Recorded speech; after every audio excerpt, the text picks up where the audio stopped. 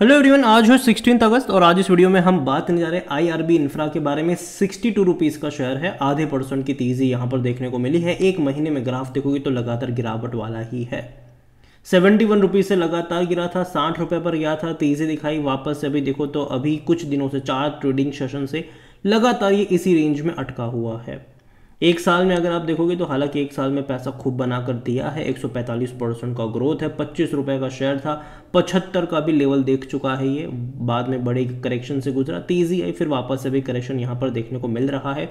एक initial support 60 रुपये के आसपास ज़रूर देखने को मिला है। देखते हैं कि ये इंटैक्ट रह पाता है कि नहीं, क्योंकि उसके बाद जो स्ट्रॉन्ग सपोर्ट है वो 50 रुपये का है। और बात करेंगे उन सारी चीज़ों को लेकर इस वीडियो में। तो यहाँ पर एक साल में पैसा तो खूब बना है, 5 साल में अगर आप देखोगे तो और अच्छा पैसा बना है। तकरीबन 600% का ग्रोथ है। एक टाइम था जब ये 6 साढ़े 6 रुपये का, इवन 5 रुपये का शेयर था। अगेन मैं कह दूँ 5 रुपये का ये शेयर कभी नहीं रहा है। ये जो स्प्लिट हुआ था, 1 के 10 शेयर जो बने थे, उसके चलते ये आपको ग्राफ में 5 रुपये देखने को मिल रहा है एडजस्टेड प्राइस, वरना एक्चुअली में कभी 5 रुपये का ये रहा ही नहीं है। एक बेहतरीन तेज़ी यहाँ पर उसके बाद दिखाई है, और जब भी बड़ी रफ्तार आई है कुछ टाइम के लिए कंसोलिडेट करा है गिरावट के साथ। इस बार भी कुछ ऐसा ही हुआ, बड़ी रफ्तार के बाद अब लंबे समय तक ये कंसोलिडेट करने वाला है।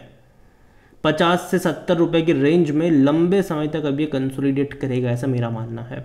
और जहाँ तक वॉल्यूम्स की बात करें तो आप देख सकते हो कि इसके 1 करोड़ से भी ज़्यादा के जो शेयर्स है वो ट्रेड होते आज यहाँ पर नज़र आए थे। तो बड़ी मात्रा में यहाँ पर ट्रेडिंग चल रही है। और जहाँ तक देखा जाए तो 78 रुपीज़ का हाई इसने बनाया था, तकरीबन 4.5 रुपये का लो। लेकिन जैसे कि मैंने कहा, ये कभी भी उस लेवल पर गया नहीं। ये पूरा का पूरा एडजस्टेड प्राइस ही है। एक का जो 10 शेयर बना था ये उसकी वजह से है।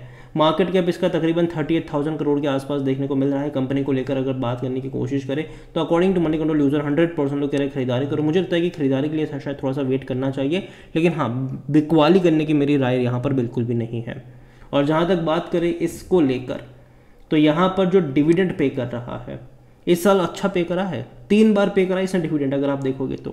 हालांकि तीसरी बार पे होने वाला है, उन सबको मिलेगा जिसके पास 20 अगस्त से पहले शेयर्स होंगे। 10 पैसा पर शेयर के हिसाब से डिविडेंड मिलेगा। लेकिन इससे पहले फरवरी में पे कर चुका है, मई में पे कर चुका है, और अभी अगस्त में दोबारा पे करने वाला है ये। तो कुल मिलाकर 30 पैसे पर शेयर का डिविडेंड है। और एक्चुअली में देखा जाए तो ये ठीक ठाक मैं कहूँगा, उतना भी एक्साइटिंग नहीं, लेकिन हाँ ठीक ठाक डिविडेंड मैं इसको कहूँगा। और जहाँ तक मैंने कहा था कि जो गेम हुआ है वो यहाँ पर हुआ था, पिछले साल स्प्लिट का गेम हुआ था। एक शेयर के 10 शेयर बना दिए गए थे, जिसका मतलब यह है कि अगर 700 रुपये का प्राइस था और अगर आपके पास एक शेयर था तो उसके आपके 10 शेयर हो जाएंगे। लेकिन प्राइस भी जो होगा, जो अनलिस्टेड प्राइस होगा वो एडजस्ट हो जाएगा और 700 से 70 रुपये का हो जाएगा वो।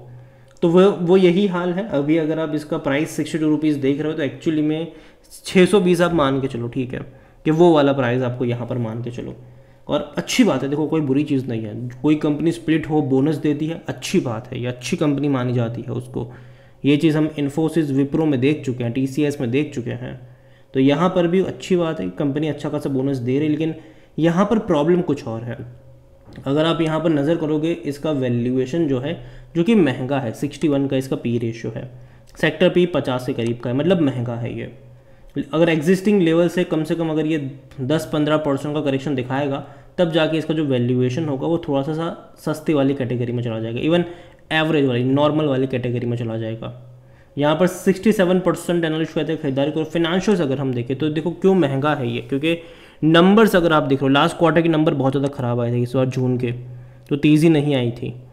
जून के नंबर में सिर्फ 140 करोड़ का ही प्रॉफिट करा था इन्होंने, और जो रेवेन्यू भी कम हुआ था, 1970 करोड़ का रहा था, जो कि इससे पहले के जो 2 क्वार्टर थे, दिसंबर और मार्च क्वार्टर, तो उसके मुकाबले काफ़ी ख़राब नंबर है ये, ठीक है।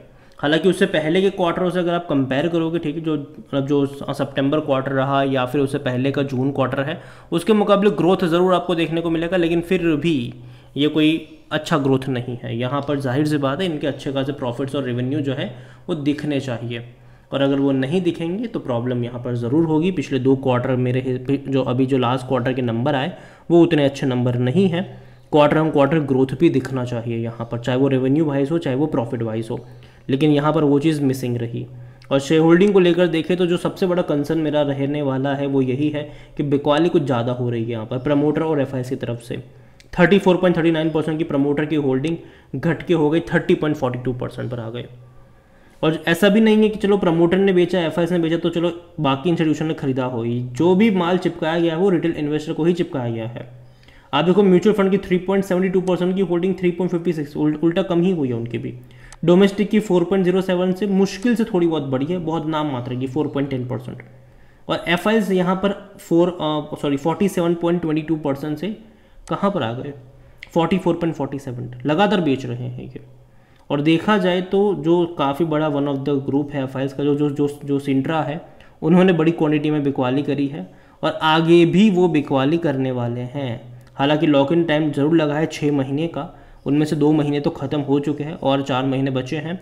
तो मुझे हैरानी नहीं होगी कि शायद अगले साल जनवरी में या फिर दिसंबर के एंड में फिर से वो अपनी क्वांटिटी को बेचने के लिए आ जाएंगे बाज़ार में। तो ये एक दिक्कत यहाँ, क्योंकि अभी भी उनके पास तकरीबन 24% की होल्डिंग है सिंट्रा के पास, जिसको वो बेच सकते हैं वो। ठीक है, यहाँ पर देखो जिसने भी बेचा, promoter, mutual fund, even FIS, खरीदा कौन? 7.5% की जो रिटेल इन्वेस्टर की होल्डिंग, जो छोटे निवेशक है, वही यहाँ पर तकरीबन 14% पर लेकर आए अपनी होल्डिंग, वही खरीदे हैं यहाँ पर। तो जाहिर सी बात है ये एक अच्छा साइन नहीं है। इंस्टीट्यूशंस अगर बेच रहे हैं तो शायद किसी और इंस्टीट्यूशन को खरीदारी अगर करते हैं तो वो अच्छा माना जाता है, लेकिन इंस्टीट्यूशन का जो बेचा हुआ, प्रमोटर का बेचा हुआ अगर रिटेल इन्वेस्टर खरीदते हैं तो वो अच्छा साइन नहीं होता। और अगर मैं बात करूँ आईआरबी को लेकर, तो कहीं ना कहीं अगर मैं इसका ग्राफ ऑब्जर्व कर रहा हूँ तो लगातार ये थोड़ा बहुत डिक्लाइन वाला लग रहा है मुझे। और जहाँ तक लेवल मुझे पसंद, मैं पहले ही बोल चुका हूँ कि अगर आपको खरीदारी करनी है तो 55 से 60 रुपये के रेंज में खरीदारी के मौके ढूंढने चाहिए, लेकिन बहुत ही कम मात्रा में। उसके बाद जो 50 से 55 का जो रेंज होगा वहाँ पर एवरेज करने के मौके आपको ढूंढने चाहिए। 60 रुपये के ऊपर मेरे हिसाब से खरीदारी के मौके यहाँ पर नहीं बनते हैं। अगेन ये मेरा पर्सनल ओपिनियन है, कोई भी इन्वेस्टमेंट एडवाइस नहीं है ये। वीडियो को यहीं पे एंड करता हूँ। पसंद आया हो तो लाइक करो, शेयर करें। चैनल पर अगर पहली बार है तो प्लीज़ सब्सक्राइब करें। और आईआरबी इंफ्रा के बारे में आप क्या सोचते हैं वो भी आप मुझे कमेंट में लिखकर बता सकते हैं। इसके अलावा अगर आप चाहते हैं कि मैं किसी और कंपनी के ऊपर भी एक डिटेल वीडियो बनाऊं तो कमेंट में उसका नाम लिखेगा। जितनी ज़्यादा कमेंट आएगी उतना ही जल्दी वीडियो आएगा। इसके अलावा एक सरकारी कंपनी है एनबीसीसी इंडिया, इसके ऊपर भी बहुत जल्दी वीडियो आने वाला है। आज इसने बहुत बड़ी तेज़ी दिखाई, अगर आप देखो तो काफ़ी बड़ी रफ्तार पकड़ी थी इसने, काफ़ी बेहतरीन तेज़ी यहाँ पर आई थी। तकरीबन 6-7% की तेज़ी आई ज़रूर थी, बाद में थोड़ा बहुत करेक्शन ज़रूर आया, लेकिन फिर भी एंड ऑफ द डे 4% की तेज़ी देखने को मिली है। और ये वो कंपनी है जिसकी ऑर्डर बुक जो है वो इसके मार्केट कैप से डबल से भी ज़्यादा है। इसके अलावा इनको कई सारे बड़े प्रोजेक्ट मिले भी है, और जब भी प्रधानमंत्री आवास योजना की बात होती है इसकी भी चर्चा साथ में जुड़ जाती है। और अगर आप चाहते हैं कि मैं इसके ऊपर भी एक डिटेल वीडियो बनाऊँ तो कमेंट में एनबीसीसी इंडिया लिखेगा। जितनी ज़्यादा कमेंट आएगी उतना ही जल्दी वीडियो आएगा। Thank you.